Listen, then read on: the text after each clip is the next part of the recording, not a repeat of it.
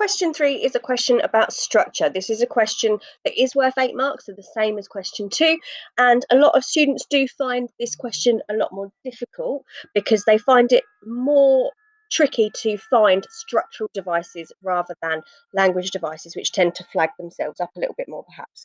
So with the structure, the first thing to do is have a look back at the text. You are using the whole of the source, so they don't reprint that on the question for you like they do with question 2. But if you look at the whole of the source, you can see straight away some structural choices that have been made. So, for example, if you look at the length of paragraphs, we've got this introduction, and then we've got two examples of direct speech, and they interrupt. So they speed up the pace because you've got one fired quickly after another. We have also got some differing lengths of paragraphs. We have got some different types of sentences being used. But more than that, when you're talking about structure, what you need to do is think about the basics. In each story, you have a beginning, a middle, and an end. We know that this extract is taken from the end of the book, so we might expect certain different techniques, but in an exam, if you speak about at the start of the extract, in the beginning of the extract, the writer focuses on, in this case, a duel or a battle between two people.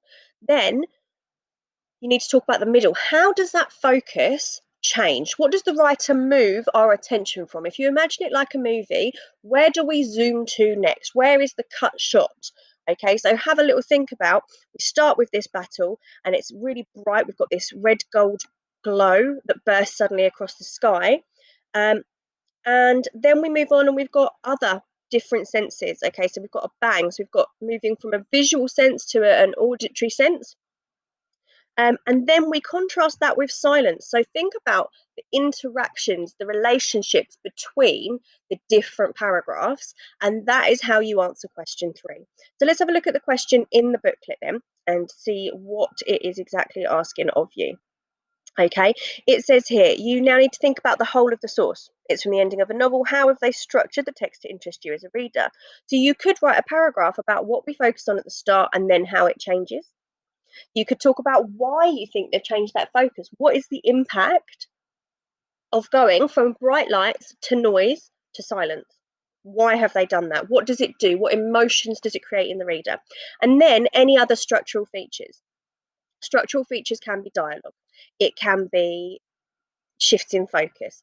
It can be that you talk about the reasons for particular repetition. Okay, is there a motif or a symbol that's repeated throughout? In this question, you can't quite follow the normal, the writer has used, this is clear through the line, this tells us, kind of PEE structure. You need to think more conceptually, think about it as a whole. Throughout the whole text, the writer repeats because the question constantly comes back to the whole of the source. Hopefully that's helpful. If you do have any other questions though, as always, please just send me a message, drop me an email, put a comment on the classroom, and I will get back to you as soon as I can. Thank you.